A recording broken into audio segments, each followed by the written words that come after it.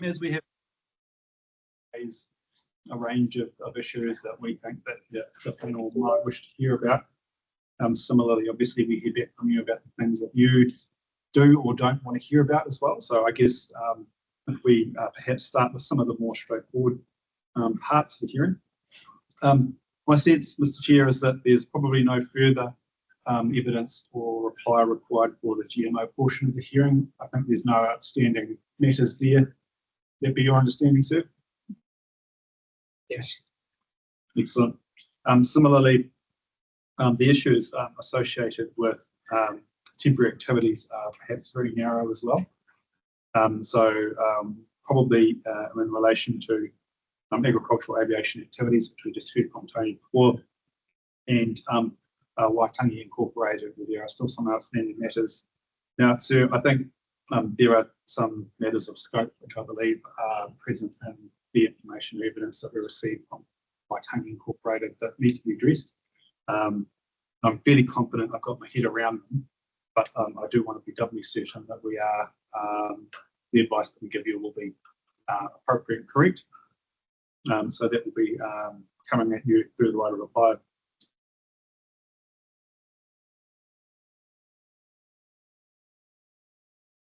Let's see, I'll just scroll through some of these notes here.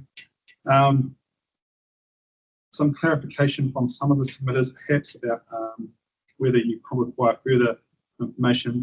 Council staff's interpretation around, for example, the sign provisions evidence from Kaupiro was essentially that they were seeking essentially around third-party signs and very similar outcomes to what we're proposing, i.e. a rule where there are none currently. So I believe there's actually general alignment on that. Perhaps further information needs to be considered. There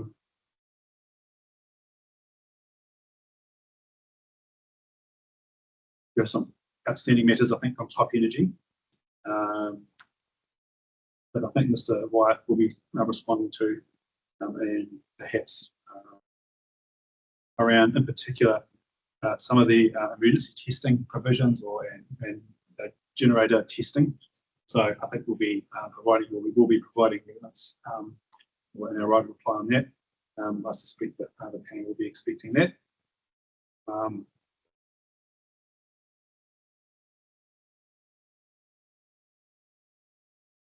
We will probably provide you some clarification on what we mean about viewed from a public space. I think just for clarity and for the record, I think it's quite clear we don't mean signs within a building are meant to or intended to be managed there.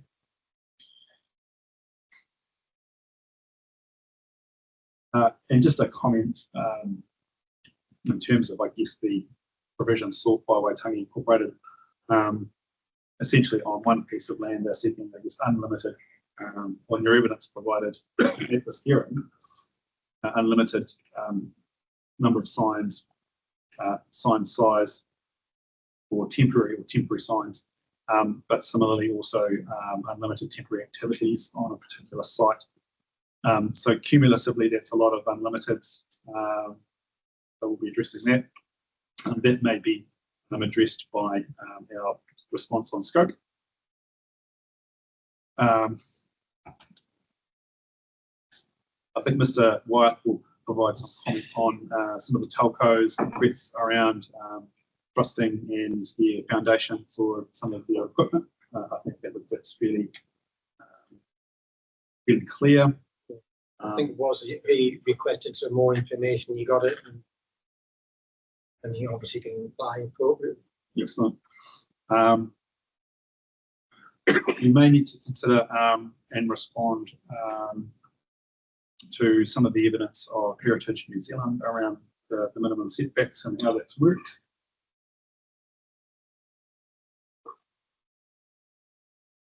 I think we've clarified our issue. We're going to talk to our friends from Benson et al. Around the helicopter landing matters. My recollection was that we were going to receive some more information from you on that. So we look forward to that as arranged, I think, with the panel. Just a note regarding Kaupiro et al.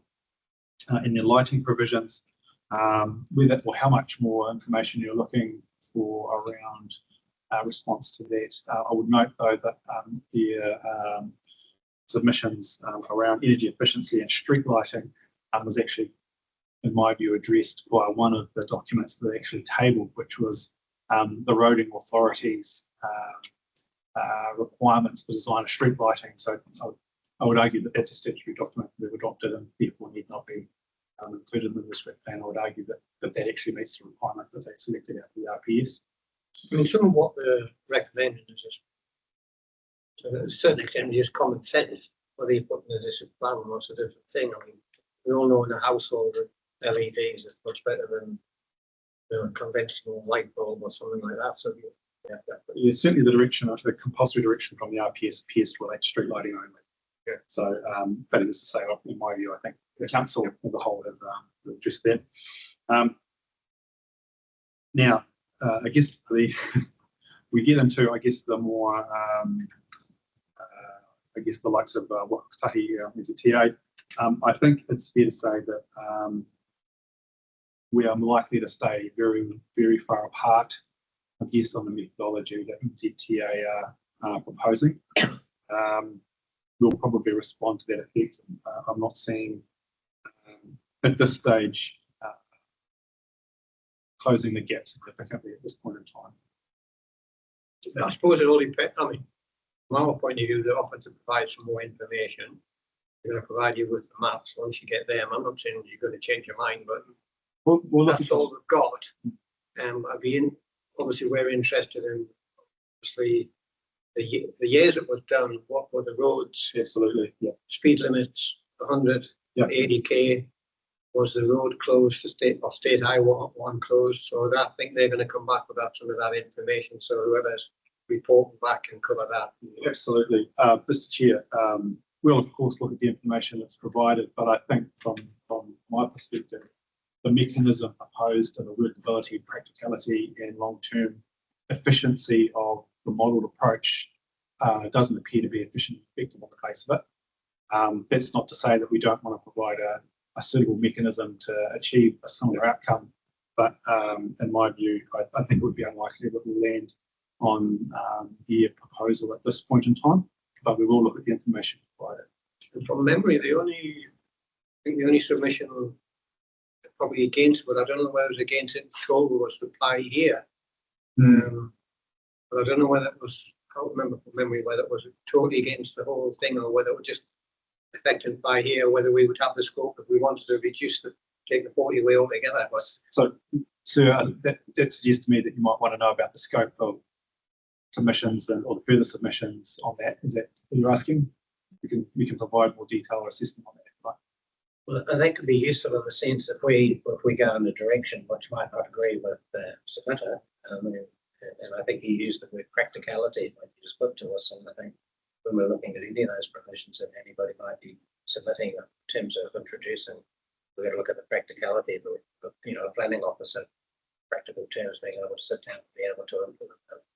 Actually, you raise a good point, Commissioner Watson. Now, my recollection now is that submitter turned up in hearing 4, and evidence was heard on that matter in hearing 4. Is my correct? Which submitter are you thinking of there? on by here. Yes, that was Motelio. the guy who had a restaurant on Yeah. at the back of the side. We'll double check if that's the same submitter that we're talking about in this instance. Yeah. And it might be useful if that is the case that we might provide this panel with, I guess, the recording or direct them to that recording to hear what we had to say at that hearing, because I don't think the chair, you were present at that hearing. I think the other 2 commissioners were. He had Rebecca Mackey as his lawyer back at the time you originally submitted on it, and he was doing it on his own this time around. Yeah.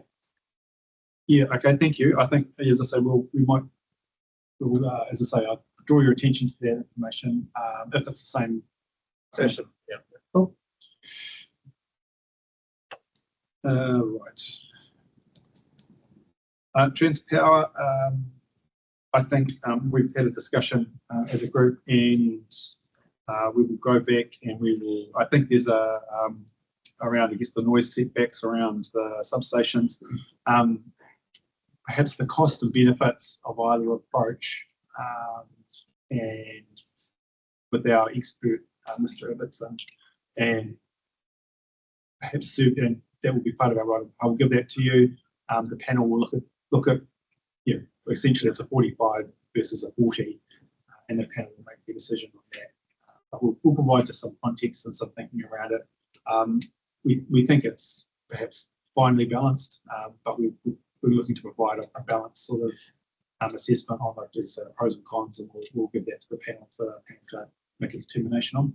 And of course, they'd changed their evidence and accepted that he wasn't talking about 45 for all zones for everything. It was just purely for the substations. So There was much of a narrowing of those provisions, and I think we've seen that a little bit over the hearing, actually, that when the scope narrows, things become much more clearer. It's difficult for officers to, off their own back in some instances, to narrow the scope. That's much more helpful when that's how it's done by the civilists themselves.